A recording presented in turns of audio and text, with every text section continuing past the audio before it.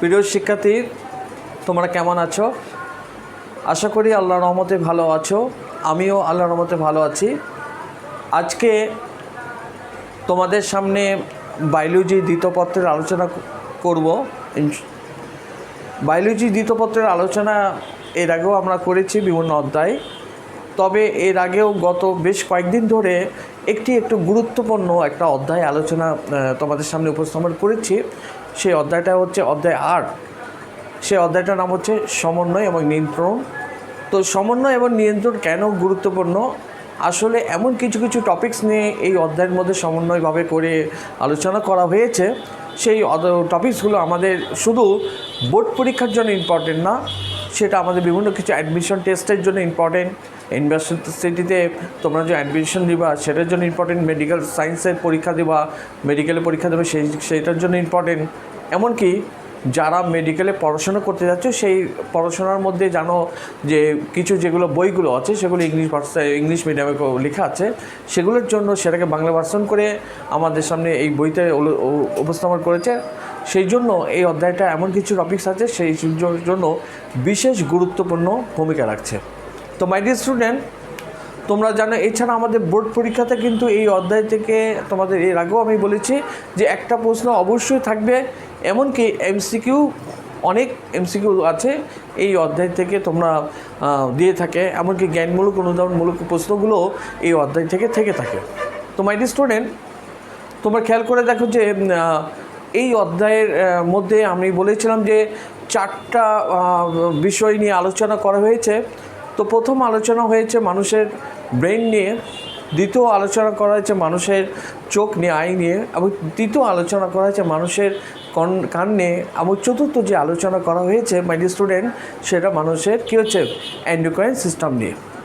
তো এর মধ্যে আমি কিন্তু অলরেডি দুটো জিনিস নিয়ে আলোচনা করে ফেলেছি। একটি হচ্ছে মানুষের ব্রেন, অন্যটি হচ্ছে মানুষের চোখ।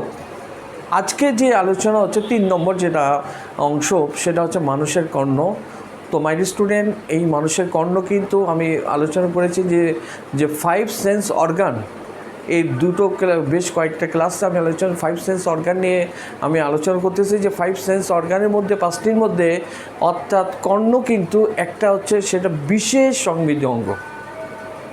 শুধু দেখো এই সংবেদী অঙ্গটা মধ্যে যে কানটা, সেই কানটা মানুষের দুটো জিনিসের উপরে ভূমিকা রাখে। একটি হচ্ছে শ্রবণ অঙ্গ হিসেবে কাজ করে, দ্বিতীয় হচ্ছে ভারসাম্য রক্ষার অঙ্গ হিসেবে কাজ করে। তাহলে মানুষের কর্ণটা দুইভাবে কাজ করে থাকে, একটা হচ্ছে শ্রবণ, একটা হচ্ছে ভারসাম্য রক্ষার অঙ্গ। এই জন্য এই দুটো জিনিসের উপর আমাদের শিখতে গেলে অবশ্যই আমাদের মানুষের কর্ণ সম্পর্কে বিস্তারিত আলোচনা করা দরকার। তো মাই ডিয়ার স্টুডেন্ট, যে আজকের অধ্যায় 8-এর যে গুরুত্বপূর্ণ আলোচনা, এবং এই গুরুত্বপূর্ণ আলোচনার যেটা নাম অ্যানাটমি অফ হিউম্যান ইয়ার। তো আজকে মানুষের কর্ণের অ্যানাটমি জানবো। আর এই অ্যানাটমি তো তোমরা জানো যে যত অ্যানাটমি সম্পর্কে ভালো ধারণা হবে তাই সেই সম্পর্কে ততটা বেশি বেসিক নলেজ গ্রো হবে। মাই ডিয়ার স্টুডেন্ট, অবশ্যই আমি তোমাদের প্রিয় শিক্ষার্থী, তোমাদেরকে আমি একটু ধন্যবাদ জানাচ্ছি। তোমরা আমার ক্লাসগুলোকে অবশ্যই খুবই মন দিয়ে দেখো, ভালো ভালো কমেন্টস করো, লাইক দিচ্ছ, এই জন্য thank you and for your good cooperation. তবে এইটাই বলবো যে আমার যে অনলাইন ক্লাসটাকে তোমরা শুরু থেকে শেষ পর্যন্ত দেখবে। আর তোমরা তো জানো এই শুরু থেকে শেষ পর্যন্ত দেখার ফলে তুমি কী হবে পরিপূর্ণ জ্ঞান আহরণ করতে পারবে। তো অবশ্যই তো আমি চাবো যে তোমাদের এই যে কোঅপারেশন, তোমার এই কোঅপারেশন তোমাদের কন্টিনিউ রাখবে এবং পাশাপাশি এই কোঅপারেশনকে আরও ইনক্রিজ করবে। এই জন্য তোমাদের প্রতি আমার my earnest request to you. তো মাই স্টুডেন্ট, অবশ্যই এখন আমাদের যে মানুষের হিউম্যান ইয়ার সম্পর্কে আমরা আলোচনা করব, হ্যাঁ, এবং তোমাদের সামনে ইনশাল্লাহ একটা চমৎকারভাবে উপস্থাপনা করার জন্য আমি চেষ্টা করব। তো প্লিজ অবশ্যই তোমরা হোয়াইট বোর্ডের দিকে একটু ফলো আপ করো, প্লিজ খেয়াল করো।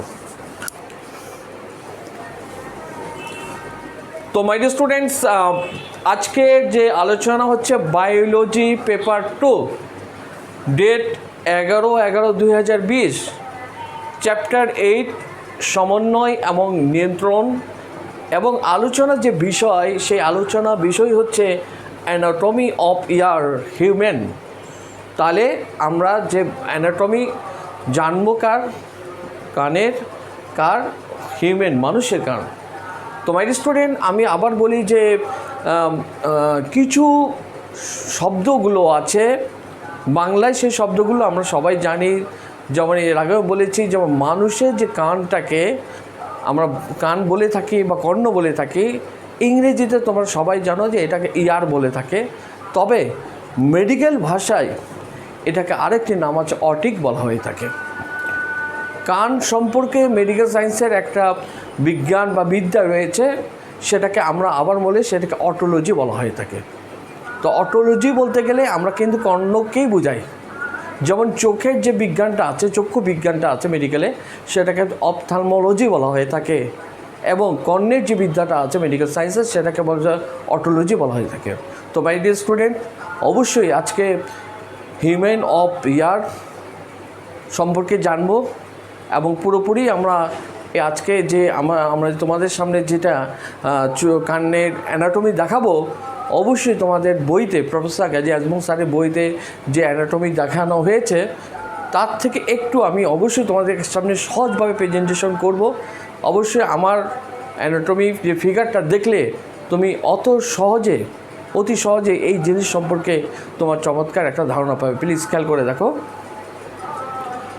তো এটা একটা উন্নত সংবেদী অঙ্গ হচ্ছে কর্ণ বা ইয়ার। তো এখানে দেখো যে মাই ডিয়ার স্টুডেন্ট, যে মানুষের যে কান, তাই না, এই মানুষের কানটাকে 3টা ভাগে বিভক্ত করা হয়েছে। কয়টা ভাগে? 3টা ভাগে। ফার্স্ট হচ্ছে বহিকর্ণ, সেকেন্ড হচ্ছে মধ্যকর্ণ, থার্ড হচ্ছে অন্তঃকর্ণ। এই কর্ণটাকে 3টা ভাগে ভাগ করা হয়েছে। একটা হচ্ছে বহিকর্ণ, যেটাকে ইংরেজিতে আমরা বলবো এক্সটার্নাল ইয়ার, মধ্যকর্ণটাকে আমরা যেটাকে বলবো মিডিল ইয়ার, এবং অন্তঃকর্ণকে যেটাকে আমরা বলবো ইন্টারনাল ইয়ার। তো মাই ডিয়ার স্টুডেন্ট, এই কর্ণ সম্পর্কে আমরা অবশ্যই এই পুরোপুরি ভাগ সম্পর্কে আমরা দেখব। তো মাই ডিয়ার স্টুডেন্ট, দেখো যে এখানে যে বহিকর্ণের অংশগুলো দেখো কোথায় আছে। এই বহিকর্ণ অংশ এখান থেকে শুরু হয়েছে, এই পর্যন্ত গিয়ে শেষ। তো মাই ডিয়ার স্টুডেন্ট, আগে বহিকর্ণ সম্পর্কে তোমাদের সামনে উপস্থাপন করতেছে। দেখো যে বহিকর্ণের মধ্যে 3টি অংশে বিভক্ত। একটা হচ্ছে পিনা, একটা হচ্ছে কর্ণকুহর, একটা হচ্ছে টিম্প্যানিক পর্দা। এটাকে পিনা বলে থাকতে পারে, কর্ণকুহরটাকে বহি অডিটরি মিটাস বলা হয়ে থাকে, আর টিম্প্যানিক পর্দাটাকে এটাকে আরেকটা নাম বলা হচ্ছে কর্ণপটায়, অথবা আরেকটা নাম হচ্ছে ইয়ারড্রাম বলে থাকে। তো আমরা জানি যে মানুষের যে শব্দ, যে কোনো আমি তোমাদের সামনে যে কথা বলতেছি, এই কথার উচ্চারণটা, শব্দটা অবশ্যই প্রথমে মানুষের কয়টা কান রয়েছে? 2টো কান আছে। এই 2টো কান দিয়ে ডান কান বা বাম কান, 2টো কানের মধ্যে এটা কি থাকে? এই যে অংশটাকে, এটাকে আমরা পিনা বলতেছি। এই পিনার ভিতরে যে অংশটাকে, এটাকে বলে কর্ণকুহর বা বহি অডিটরিস মিটাস। তোমরা অনেক সময় কানে বিশেষ করে বিভিন্ন কিছু দাও, সেইখানে দেখবে যে একটা পর্দা থাকে, সেটাকে বলা হচ্ছে কানের পর্দা, আমরা সাধারণ ভাষায় বলে থাকি। এটাকে মেডিকেল ভাষার টিম্প্যানিক মেমব্রেন বলা হয় থাকে, যেটা আরেকটি নাম হচ্ছে ইয়ারড্রাম। এই 3টি অংশের মধ্যে পিনাটা যেটা আছে, অবশ্যই এই পিনাটা কি একটা কার্টিলেজ বা তরুণাস্থি বিশিষ্ট, এবং এই মাঝখানে যেটা বহি অডিটরি মিটাস বা কর্ণকুহরটা আছে, এটাও কিন্তু কিছু অংশ হচ্ছে কি, এটাও কিন্তু তরুণাস্থি বিশিষ্ট, তবে আর কিছু অংশ হচ্ছে অস্থি বিশিষ্ট হয়ে থাকে। এই কর্ণকুহরে মাই ডিয়ার স্টুডেন্ট খেয়াল করে দেখো, এই কর্ণকুহরে তোমরা দেখবা মোম জাতীয় থাকে, এবং এই কর্ণকুহরের মধ্যে কিছু কি থাকে? লোম থাকে। এই আমরা দেখি যে কানের মধ্যে অনেক সময় কানে কাটি দিয়ে বা অনেক কিছু দেওয়া হয়, হ্যাঁ। তো এর মধ্যে আমরা বুঝতে পারি যে এখানে কিছু লোম বা কানে কী হচ্ছে, মোম জাতীয় জিনিস থাকে। এই যে বিশেষ করে যখন এই যে মধ্যকর্ণের ঠিক সাথে সংযুক্ত, অর্থাৎ বহিকর্ণের শেষ প্রান্তে এটাকে একটা ধরনের পর্দা থাকে, এই পর্দাটাকে আমরা বলবো টিম্প্যানিক পর্দা।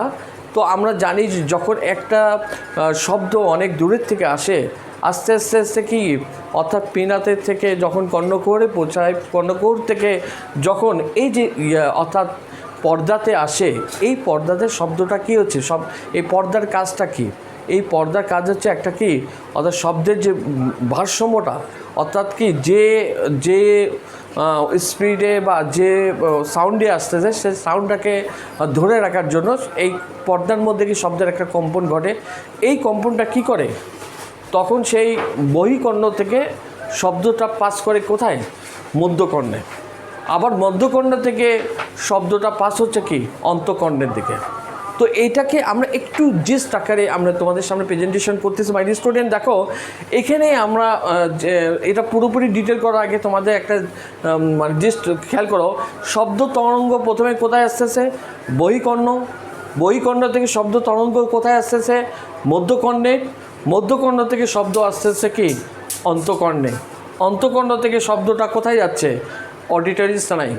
আমি বলছিলাম যে মানবদেহে যে 12 জোড়া যে কর্টিকাল স্নায়ু রয়েছে, ক্রেনিয়াল নার্ভ রয়েছে, এর মধ্যে যে 8 নম্বর, সে 8 নম্বর স্নায়ুটাকে আমরা বলবো অডিটরি স্নায়ু বলবো।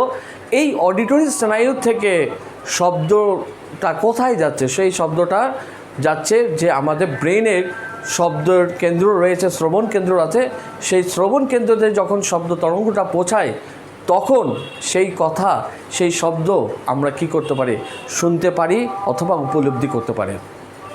তাহলে কথাটাকে আবার বুঝছো? তাহলে আবার বলতেছি, শব্দটা যে কোনো, আমি যে কথা বলতেছি তোমাদের সামনে, সেই শব্দটা প্রথমে কোথায় আসতেছে, বহিকর্ণে আসতেছে। বহিকর্ণের থেকে শব্দটা কোথায় যাচ্ছে, মধ্যকর্ণে পাস হচ্ছে। মধ্যকর্ণ থেকে শব্দটা যাচ্ছে কি অন্তকর্ণে পাস হচ্ছে। এই অন্তকর্ণর কাছ থেকে শব্দটা কোথায় যাচ্ছে, ব্রেনে যাচ্ছে। তো এই যে ব্রেনে যে শ্রবণ কেন্দ্র যাচ্ছে, সেই ব্রেনের শ্রবণ করে কে পাঠাচ্ছে, এক ধরনের স্নায়ু পাঠাচ্ছে। সেই স্নায়ুটার 8 নম্বর কর্টিকাল স্নায়ু, সেটা আরেকটা নাম, যেটার নাম হচ্ছে অডিটরি স্নায়ু।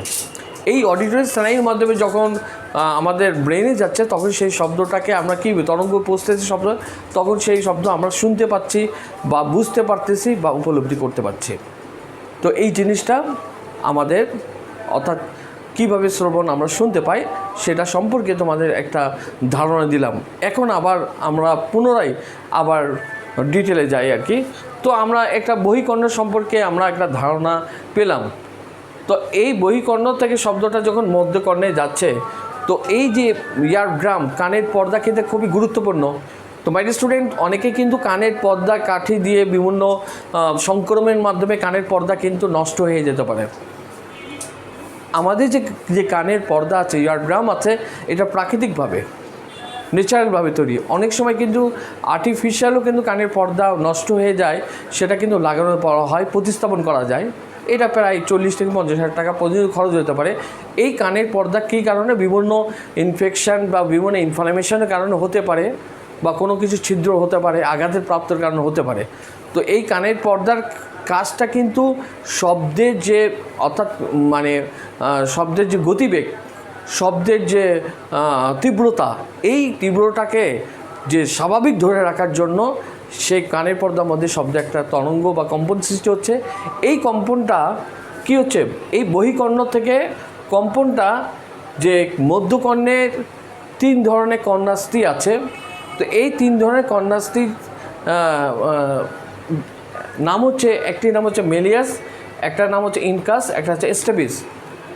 মেলিয়াসটা দেখতে অনেকটা কি হাতুড়ির মতন, ইনকাসটা দেখতে নেহাইয়ের মতন, এবং স্টেপিসটা দেখতে ঘোড়ার জিনের পাদানির মতন, পায়ের মতন।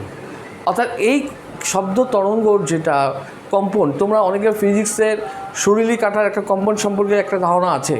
কোনো আঘাতপ্রাপ্ত করলে সুরিলি কাটার, সুরশলাকা বা সুরিলি কাটার বলেই সেই কম্পনটাকে কী হচ্ছে, কম্পন থেকেই থাকে।